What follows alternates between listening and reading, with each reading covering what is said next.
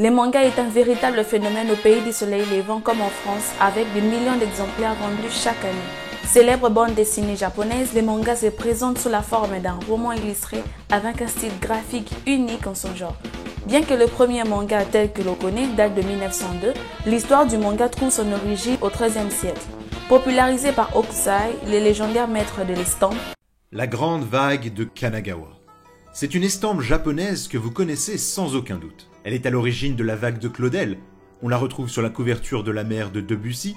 Elle a même inspiré le logo de Quicksilver. C'est probablement la seule œuvre à avoir un emoji à son effigie. Mais ce dont on parle moins, c'est de son auteur. Vous connaissez peut-être son nom, Hokusai. Mais savez-vous qui se cache derrière ce nom ? les mangas désignent des esquisses rapides avant de devenir par extension un terme utilisé pour qualifier les dessins ou des films d'animation japonaises. Désormais, ils représentent plus communément la bande dessinée de manière générale.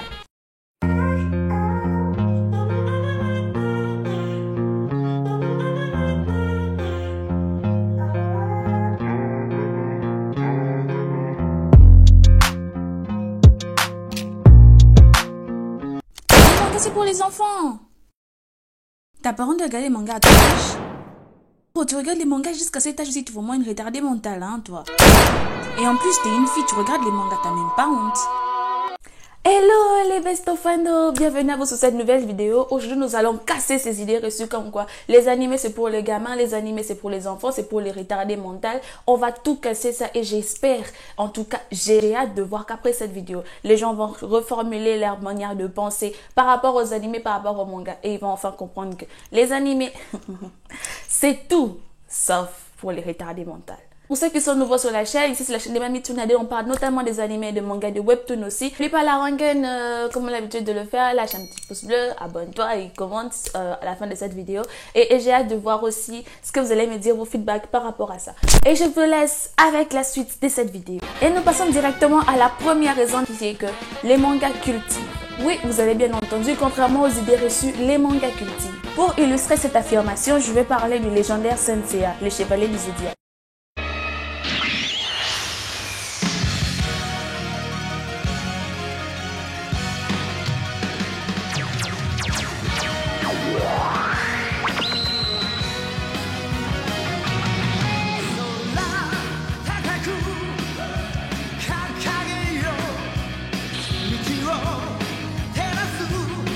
De Masashi Kurumada qui nous relate l'histoire de chevaliers saints vêtus de leur armure qui font leur apparition pour sauver la terre. On les appelle le chevalier d'Athéna. Tu me diras, en quoi est-ce que cet animé me cultive? Laisse-moi t'expliquer. L'intrigue est principalement basée sur la mythologie grecque et les constellations. C'est un animé de fantasy mais inspiré de diverses mythologies, soit la mythologie grecque, scandinave, bouddhiste, japonaise, hébraïque et même aussi chrétienne et autres. Exemple de la mythologie grecque, nous avons Hadès, le dieu de l'enfer, nous avons Poséidon, le dieu de mer, et etc. Le costume des chevaliers est inspiré de celui des samouraïs du Japon médiéval. Cet animé m'a fait assimiler les bases de la mythologie avant même que je les apprenne à l'école. Donc je te raconte même pas les bonnes notes que j'ai eues juste après avoir regardé Senseiya. Je me pose la question, c'est qui le dieu des enfers? La belle époque. Et je te dirais la même chose pour Full Metal Alchemist Brotherhood ou Full Metal Alchemist Hiromu Arakawa, qui s'appuie sur des croyances ésotériques. Par exemple, les homonculus qui sont les principaux antagonistes de l'histoire sont des personnifications des péchés capitaux de la religion chrétienne qui sont l'avarice, la colère, la gourmandise, la luxure, l'orgueil, l'envie et la paresse. Full Metal Alchemist Brotherhood aborde aussi les thèmes sur la souffrance et la naïveté humaine. La présence des homonculus rappelle et accentue les multiples défauts de l'homme. Et dans tout ça, je n'ai même pas parlé d'Itachi Uchiwa qui m'a rendu philosophe en même pas une journée. Mais quand tu fais des ongles, ça fait genre je suis tout le temps comme ça. C'est dingue. La suite. Je peux aussi citer Lady Oscar qui l'histoire se déroule avant et pendant la Révolution française.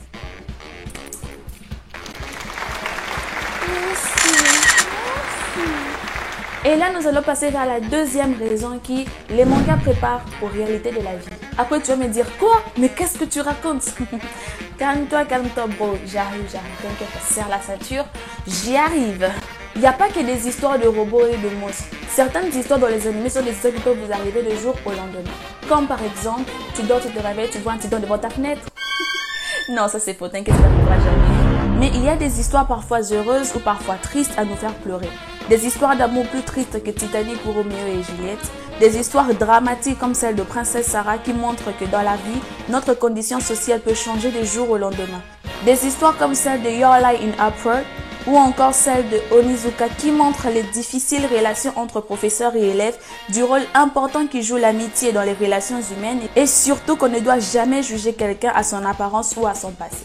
Tout ça, ça nous construit un esprit critique à pouvoir approcher la personne avant de les juger parce que l'on voit ou parce que l'image qu'il renvoie de sa personne aux autres. Et nous allons enchaîner au number 3 de raisons. Les mangas, c'est pour tout le monde. Et oui, les mangas, ce n'est pas seulement pour les enfants, contrairement aux idées reçues, car ils pensent que l'intrigue est tout simplement banale. Il existe divers types de mangas. Le shonen, genre réservé aux jeunes garçons. Le shoujo, genre réservé aux jeunes filles. Neketsu, dérivé du shonen mettant en scène des héros exaltés, défendant des valeurs viriles, traditionnelles telles que le courage, l'amitié et le dépassement de soi. Les hentai, qui est pour... je peux pas dire les noms YouTube, mais démotiver. Ecchi, manga érotique. Shitei, manga de type humoristique pour petits et grands. Yaoi, romance entre hommes. Yuri, romance entre femmes.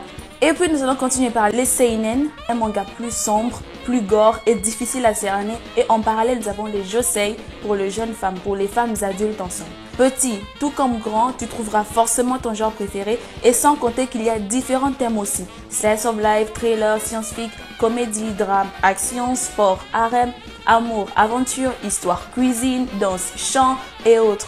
Donc, il y en a pour tout le monde, il y en a pour tout genre et pour toutes sortes de catégories, ce qui fait que tu vas forcément trouver les genres qui te plaisent le plus. Passons au number 4 de ce raison. Les génériques sont juste excellents. Ça, c'est ma partie préférée, les génériques.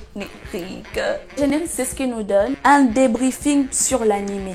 Ceux qui font passer les génériques durant les années, c'est un crime. Tu ne peux pas passer le générique comme ça. Si tu me dis que c'est pas peur pour être spoil, oui, je comprends.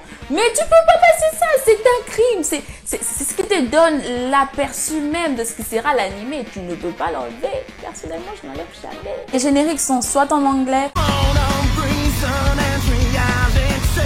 soit en français. Je serai le meilleur dresseur. Je me battrai sans répit. Je ferai tout pour être vainqueur et gagner les défis. Japonais mélangé à des langues. Ohayo sekai kumoni wo. Tout simplement en japonais. Certains sont même devenus cultes comme ceux de Dragon Ball Z.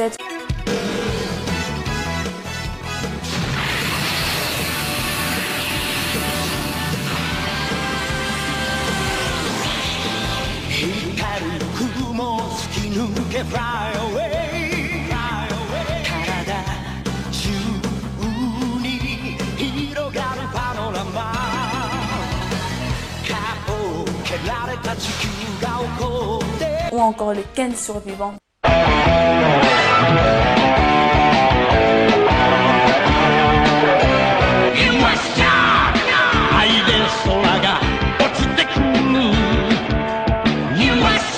Voir encore de One Piece.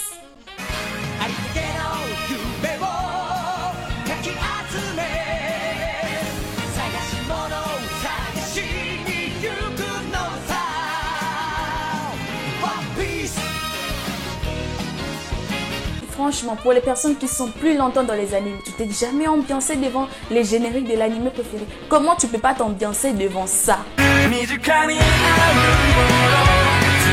Voir ça! On n'est pas aimé ça, ça ajoute juste une petite goutte un peu sucrée de l'anime et tout, où tu es là, tu es plein dedans et ça te donne une sorte de...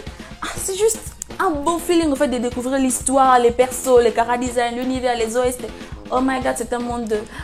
C'est tellement beau. Et contrairement aussi aux idées reçues, ce n'est pas que de musique traditionnelle japonaise comme on a l'habitude de le dire, mais il y a plusieurs styles de musique. Il y a le rock, il y a les pop, il y a le jazz, il y a aussi du métal.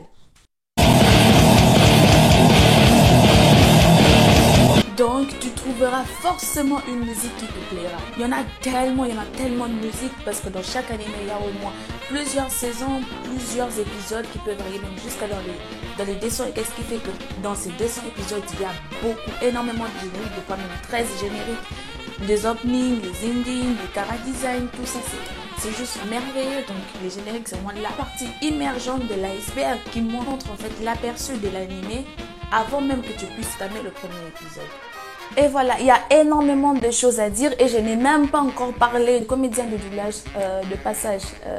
Repose en paix, mon rêve de devenir comédienne de doublage. Ils donnent leur maximum lors de la retransmission de voix sur le personnage et qui sont devenus des vraies célébrités au Japon.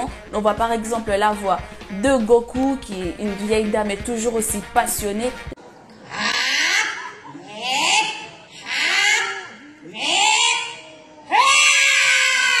La voix de Luffy.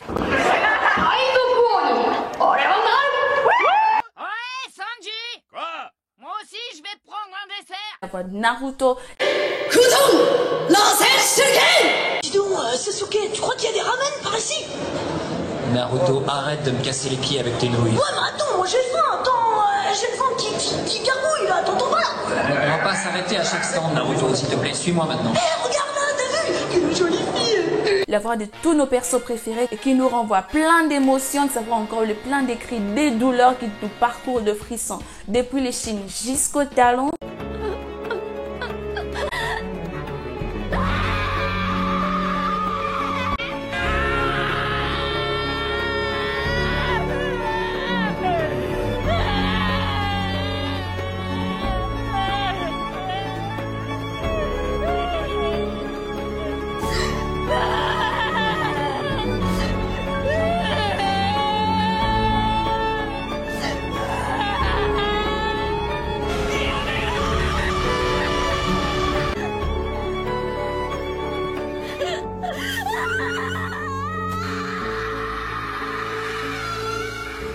Juste magnifique, qui sont réellement les héros des ombres qu'on ne remercie pas assez. Ce sont des travaux qui font un travail remarquablement bien, qui demandent beaucoup de passion et aussi des patiences, d'investissement dans ce travail. Et il y a beaucoup de systèmes à l'intérieur. C'est vraiment un monde rempli de culture, d'amour, d'amusement, un monde d'honnête. Et c'est vraiment quelque chose que j'adore dans les animés. Et nous allons enfin entamer la partie principale qui fait en sorte que beaucoup de personnes s'intéressent aux animés. C'est le message véhiculé. L'expression esprit shonen, c'est un développement qu'adoptent les protagonistes de l'œuvre en associant qualité physique et valeurs humaines dans les buts d'atteindre des objectifs d'être le meilleur. L'esprit shonen est associé à la détermination, l'abnégation et le courage, valeurs que nous pouvons retrouver chez chaque héros de shonen. On peut citer Goku dans sa quête pour devenir l'homme le plus fort du monde, ou encore chez Naruto dans son indo de devenir Hokage. Voir encore Asta dans sa quête pour devenir empereur mage, ou encore toucher des culs quand on est prof. Je te dis vrai, il y en a qui font Mélisse. T'as acheté le dernier album d'Arc-en-Ciel? Non, pas encore. Il est trop bien. 10 kilos de blanche? Cool. Ouais, moi aussi, c'est clair. Enfin bref, tout ceci est un lien entre les lecteurs et l'œuvre qui nous lie directement ou indirectement avec les protagonistes de l'œuvre. C'est que l'on retrouve presque à chaque shonen et ce peu importe les genres. Sport, combat, aventure. Si tu aimes la culture, tu es au bon endroit.